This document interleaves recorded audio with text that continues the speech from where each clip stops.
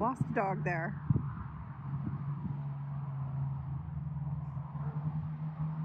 Now the dog's running in front.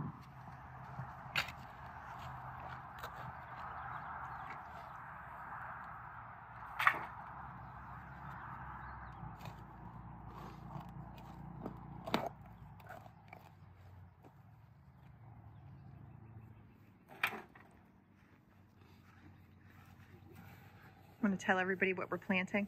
We are planting a cherry tree. We have a big rock here. So we're in this little rock area.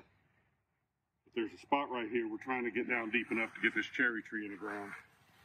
Now this is in like a 2-gallon pot, so it's definitely ready to get planted.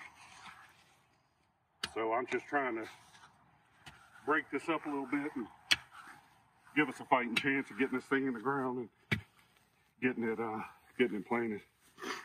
So far, so good.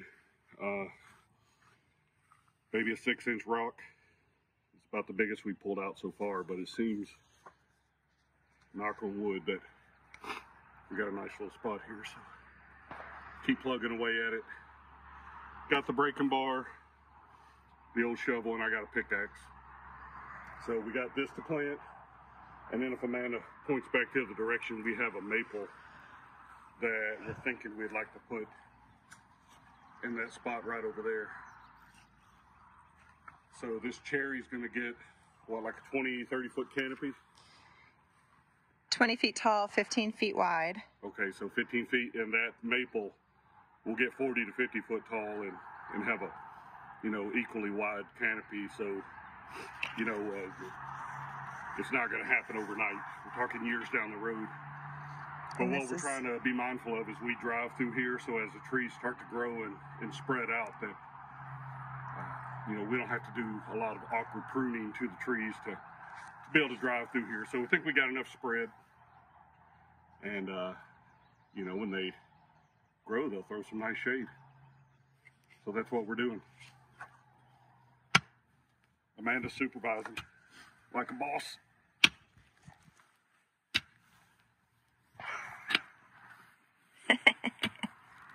If I wasn't sore from yesterday, I will be. All right, so there it is. We tried to, to get it oriented.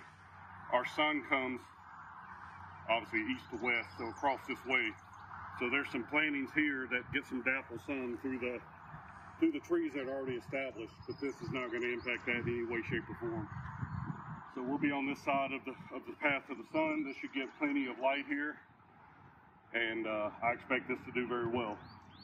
And there's not another tree within probably 50 feet of where we're at until we plant the maple, which, as you can see it back over there, is probably going to be about, 30, 40 foot away. So once we get it established.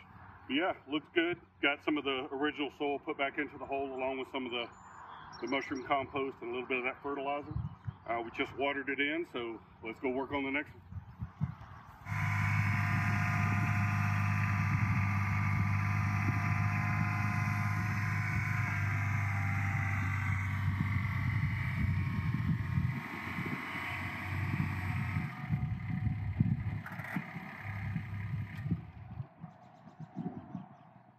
All right, John Murphy, what's taking so long? Right. So the first few inches of this hole, you see these rocks here. That's your topsoil layer right there.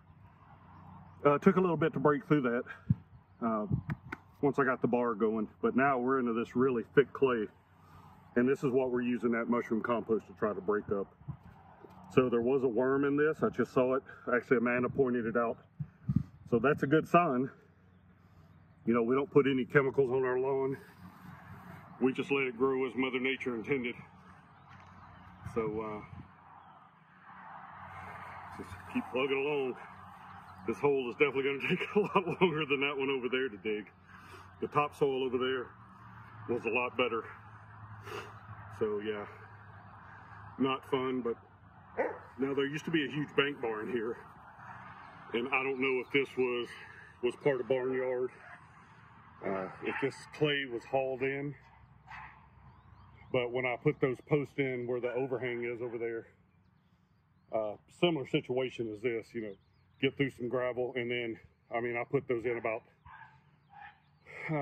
almost 30, 32 inches probably, maybe a little bit further than that. I can't remember at this point, but it was pretty easy digging once you got down. The problem is this clay is just thick and nasty. But anyway, it's going, so we'll be back in a few. You good, Freya? So thankfully it's only 50 degrees right now and not the 65 it was yesterday, because I'm already sweating. Freya's keeping us protected from anything that looks like a mail truck. So we got this tree in the ground. Regardless of how it looks, that hole is about 2 times the size of what the pot was. Roots didn't look too bad, so yeah. This tree is going to get 40 to 50 foot tall, and it's going to have a 30 to 40 foot canopy on it when it matures. How long does it take? Could be a while, but out here in this open sun, I know maples are known to grow pretty quick if they don't have any competition. So we'll see how this looks in a few years. I mean, this trunk right now is only about 1 inch in diameter, so looks good though. I think like I said, when this grows out and it's starting to, you know, really branch out along with that cherry tree, we'll have some nice coverage back here. And we do use this part of the yard at times, other than just for my tool storage right now, implements for the tractor. All that's going to get moved as soon as I get that sorted out. But anyway, yeah, looks good. And key thing is Amanda's happy.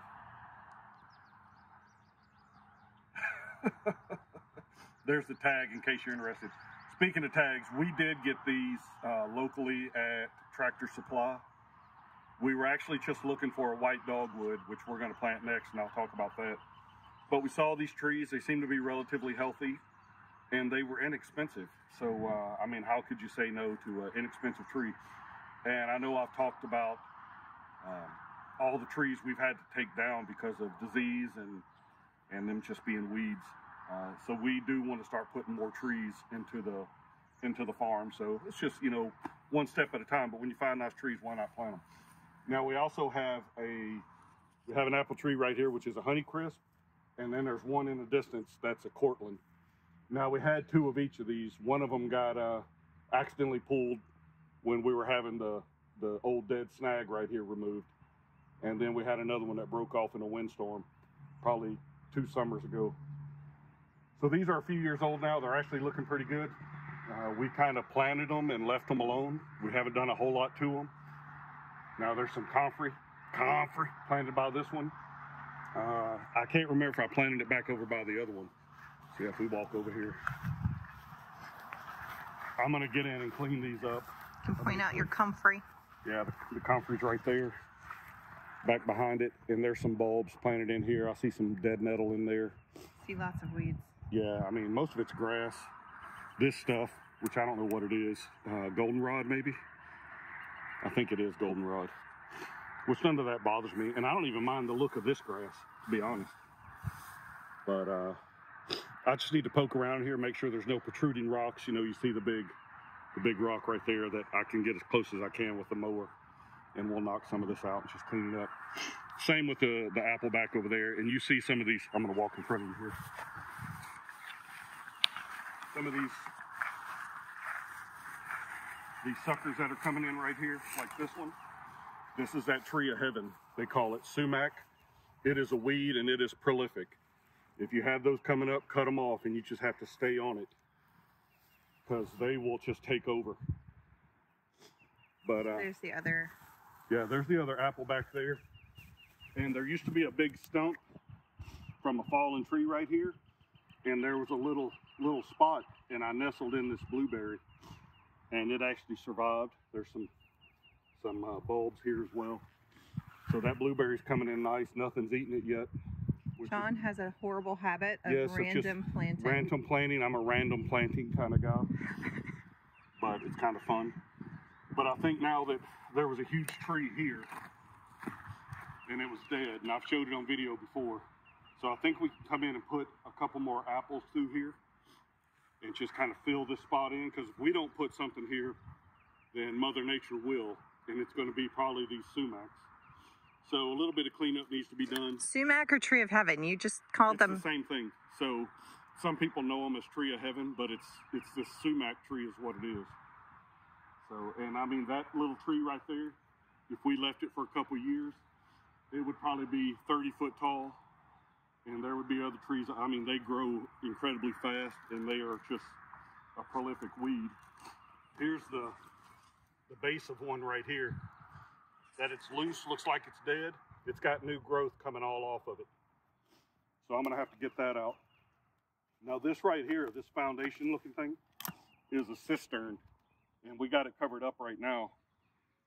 It's probably a death trap, but it's probably 20, 25 foot deep. And I don't know if it'll hold water still, but it's there. So we figure we'll keep it. Maybe one of these days we can start running rainwater off the roof, capture it. Or if we ever have a zombie apocalypse, we could set up a zombie trap and walk them into that, and that would just be a way of catching them. So anyway, that's zombie traps, a future project though. What about your trees back there? The trees back here is our firewood stack. So when the clearing was done, the anything that was usable for firewood, I had them stacked here. One, because it was easy access just to set them over the fence. So I just need to come in and start bucking all this up and split it. And that's probably, that'll be a few cords of firewood, so which would be good for us. Now you look in the background, you see our old oak tree, the really big one. And then the two trees just to the left of it are also oaks. And then if you look to the trees just to the left of that, right by the fence, that is one of those tree of heavens. And it is a very large and disgusting tree. Now when they come in and redo this fence, which is gonna probably be this fall when we can get it scheduled, those trees are gonna come out. So there's an Osage there, there's it's either a locust or a Kentucky coffee tree, I think is what they're called. I've always thought they were locusts, but I'm told they might be something else. And then there's a series of sumacs through there that are gonna come out all along this fence line. So that'll be completely cleared. And the tough part will be is just keeping it cut back so when these suckers start coming in, because anywhere there's a sumac root left, it's going to try to pop up a sucker. I mean, that bush, that weed wants to live, and it's going to pop them up everywhere they can. So I'm excited about getting the fence replaced. So anyway, let's go plant a dogwood. So this is Narrow Passage Creek, which cuts through the, I guess, western portion of our farm. Now, we don't run animals over here anymore. In the past, there's been some fencing, but having pigs, it's not a good idea to let them get into the creek. So the bridge is right here. One thing I like about this spot is sometimes you can stand here. If you catch it the right time of year, there's a whole bunch of ducks that congregate under the bridge. It's kind of fun to watch. And there's some big stones over here that were put in 2 or 3 years ago. The creek was actually washing out that road that comes through there. So it's just a nice little spot. Now this is not deep water. There are some fish in here at times. We'll see an occasional snapping turtle. But for the most part, I mean, it's just a nice little creek that runs through here. It's nice to listen to when you don't have all the road noise, which is very rare. But this is a spring-fed creek. There's a huge spring just up the way that they fill water trucks from. I've talked about that before. And then we have our spring house also. This creek has never, I say never, knock on wood, you know, I don't want to jinx us, but it's never gone dry. It gets low and it gets slow, but there's always water, and it's never frozen. So it's good in the winter. Like I said, there's times we've had to come down here and fill buckets and haul water up for animals and stuff. So it's nice to have on the farm. It's a little piece of paradise here. Now across the creek, this is our property as well. Right here in this corner, and that's just as wild as it can be. Just let it go. We can't get over there unless we go around. And I think I've gone over there 2 or 3 times since we've lived here and picked up some big trash that had blown in. outside of that, it looks like a nice place to get some poison ivy. So we just kind of steer clear of it. And there are some deer that fawn over here every year. So you'll see the fawns and you'll see the big does, and we just kind of, let them have it. But anyway, it's a nice spot.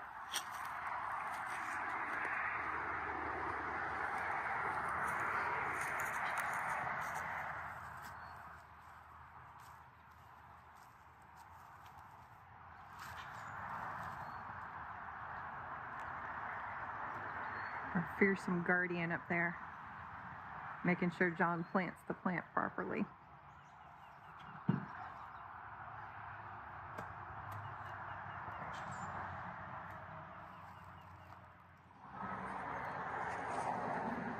All right, so we got this dogwood in the ground. Probably not a bad tree, almost 6 foot high.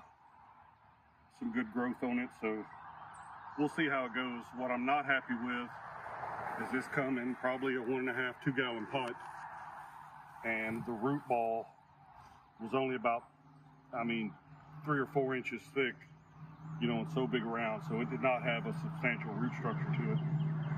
But gave it some good soil, gave it some fertilizer, got her in the ground. So, it's green, it looks healthy, and if it was living in that pot, then it should do okay right here. So. Now, one fun story, when we first put these in, the dogwood on the very end down here, we would come out every day and that thing would be dug out and flopped over onto the lawn there. We'd go out there. You can see it very well. Walk down here.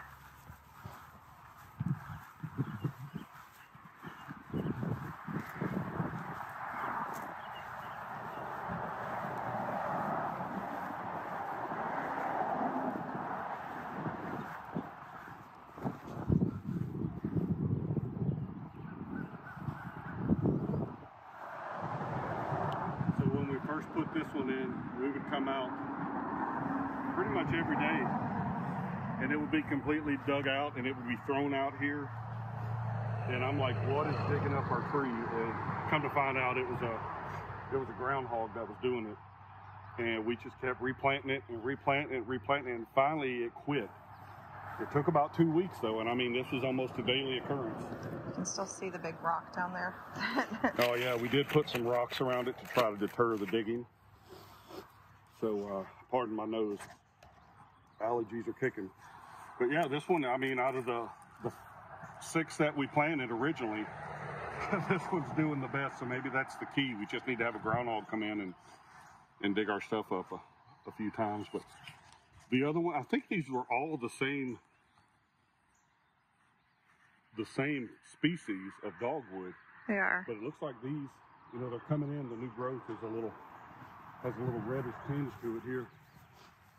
If you look at these trees, and we have the one we just planted and that one, which are about 6 foot tall, and then we have these which are maybe 3.5 foot tall down through here.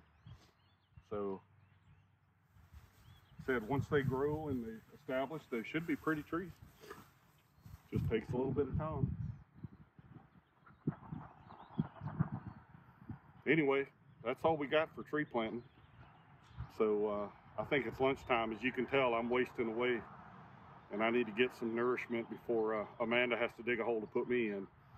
So, all right.